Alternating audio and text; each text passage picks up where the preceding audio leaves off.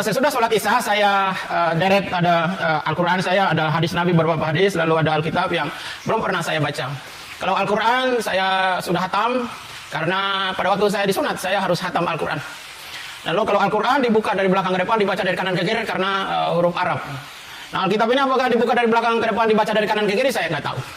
Akhirnya setelah itu saya berdoa, saya membuka ini Bible dengan kalimat Bismillahirrahmanirrahim. Saya buka ini Bible dan saya kaget, saya menemukan satu kalimat yang paling depan, itu ada kalimat kejadian. Besar sekali saudara, kejadian. Pada waktu saya membaca kata kejadian itu, betapa kagetnya saya, lalu saya berpikir, berkata dalam hati saya, ini ada kejadian apa ini gitu. Akhirnya karena saya baca itu satu malam, satu pasal itu, saya benar-benar pada waktu saya baca kitab kejadian itu, saya benar-benar menemukan sebuah pengetahuan yang baru.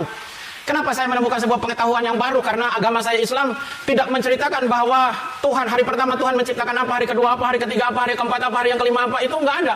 Tuhan menciptakan manusia hari yang keenam, dan 6 masa Tuhan menciptakan alam semesta. Demikian kata Al-Quran. Tapi begitu saya baca Bible, saya mendapatkan pengetahuan yang baru. Jadi saya tahu dari Bible bahwa Tuhan menciptakan hari pertama ini, hari kedua ini, hari ketiga ini, hari keempat ini, hari yang kelima ini. Lalu saya berpikir, sesudah saya membaca, berpikirlah saya, rupa-rupanya kitab ini bagus. Kenapa bagus? Karena memberi pengetahuan. Karena memberi pengetahuan, akhirnya saya baca setiap malam, lupa mengaji saking enaknya ini baca Alkitab. Saya tidak pernah ngantuk kalau baca Bible. Heran orang Kristen banyak ngantuk kalau baca Alkitab. Yang merasa diri, jangan tersinggung, jangan marah, tapi harus bertobat. Saya sampai ngototnya saya baca Alkitabnya, saudara. Alkitab ini saya ini sudah tidak ada bentuknya. Sudah seperti ini kitab Mazmur. Ini lagi, ada lagi kitab Yehezkiel, kitab Ratapan, sudah seperti ini, saudara. Jadi saya baca setiap malam ini Bible karena memberikan pengetahuan. Saya baca terus, ketemu dengan hambanya Nabi Nuh. 40 hari 40 malam datangnya hujan, badai, dan banjir, manusia dan binatang mati. Sama kisahnya. Lalu saya ketemu dengan kisah Nabi Ibrahim, atau di dalam Bible ini Abraham. Dan Abraham mempersembahkan, dalam Bible ini Abraham mempersembahkan anaknya Ishak. Sementara di dalam Al-Quran tidak dijelaskan bahwa Tuhan Abraham atau Nabi Ibrahim mempersembahkan anaknya, tetapi disebut anaknya yang tunggal. Saat itulah saya berpikir, kok berbeda ini yang dikorbankan? Satu tidak dijelaskan, yang Bible dijelaskan. Anakmu yang tunggal yang bernama Ishak. Memang di dalam kitab Kejadian pasalnya yang ke-22, ayatnya yang kedua dijelaskan di sana bahwa firman-Nya, ambillah anakmu yang tunggal itu yang engkau kasih ini, yakni Ishak. Memang secara terang-terangan bahwa yang dikorbankan itu adalah Ishak. Tapi saya berpikir, dua agama ini salah. Kalau salah yang dikorbankannya, berarti ada satu yang benar. Mana yang benar? Itu saya cari. Saya tidak mencari guru ngaji untuk menanyakan kasus ini. Saya juga tidak mencari pendeta atau orang Kristen untuk menanyakan mana yang benar di antara dua cerita ini. Lalu saya berdoa kepada Tuhan. Tuhan berikan kepada hikmat mana yang benar di antara dua kitab suci ini, dan mana yang benar di antara dua agama ini. Karena ini adalah dasar. Kalau dasar, fondasi rumah yang kita bangun dasarnya salah, ke atasnya pasti salah. Kalau dasar iman itu salah, ke atasnya juga pasti salah. Saya baca terus. Saya tidak meminta petunjuk siapapun. Saya baca. Saya tidak pernah membaca Bible ini secara acak. Saya baca secara berseri. Baca tahun pertama saya baca, tahun kedua saya baca, tahun ketiga saya baca, tahun keempat selesai perjanjian lama. Nah lalu tahun berikutnya saya baca perjanjian baru. Di dalam kitab Matius saya baca Matius. Dan saya menemukan sebuah kalimat yang sangat luar biasa di dalam perkataan Yesus Kristus di dalam Injil ini. Dia berkata, kalau kamu ditampar pipi yang kanan, kasih juga yang kiri. Berdoalah untuk musuhmu, berkatilah untuk orang-orang yang menganiaya kamu. Ini adalah ajaran yang paling mulia. Tidak ada ajaran, terlebih-lebih agama saya yang lama tidak ada mengajarkan perkara yang seperti itu. Tapi begitu saya baca Bible, saya menemukan ajaran yang sangat-sangat mulia. Tidak ada seperti itu. Kamu ditampar pipi yang kanan, kasih juga yang kiri. Berdoalah untuk musuhmu, mintalah berkat untuk orang-orang yang menganiaya kamu. Itu semua ada di dalam Bible, dan itu perkataan Yesus Kristus. Saya terus membacanya. Di kitab Matius pasal yang ke-28 ayat yang ke-18, saya membaca satu kalimat yang sangat-sangat luar biasa. Kalimat itu berbunyi demikian. Perkataan Yesus Kristus. Pasal yang ke-28 ayatnya yang ke-18 dari kitab Matius. Kepadaku telah diberikan segala kuasa di langit dan di bumi. Jadi Yesus Kristus itu berkuasa di langit dan di bumi. Saya kembali buka, saya punya kitab Al-Quran, dan saya membuka di dalam surat 3 Ali Imran ayat yang ke-45. Allah Subhanahu wa Ta'ala berfirman kepada hambanya Nabi Muhammad. Nah, lalu Nabi Muhammad menuliskannya di dalam sebuah ayat di dalam Ali Imran 3 ayat yang ke-45. Demikian. Isa ibnu Maryama wajhan fid dunya wal akhirah. Apa artinya?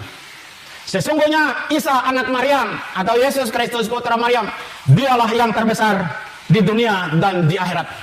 Saya menggabungkan antara surat Ali Imran 3:45 dengan Matius pasal yang ke-28 ayat yang ke-18.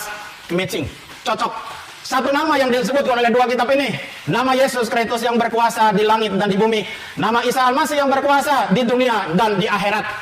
Al-Quran menceritakan bahwa bukan Nabi Adam yang terbesar di dunia dan akhirat, bukan Nabi Ibrahim, bukan Nabi Daud, bukan Nabi Sulaiman, bukan Nabi Musa, bukan Nabi Zakaria, bukan Nabi Nuh, bukan Nabi Ayub, bukan Nabi-Nabi yang lain. Tetapi Al-Quran menceritakan bahwa yang terbesar di dunia dan di akhirat adalah Isa putra Maryam, atau di dalam Bible Yesus Kristus anak Maryam.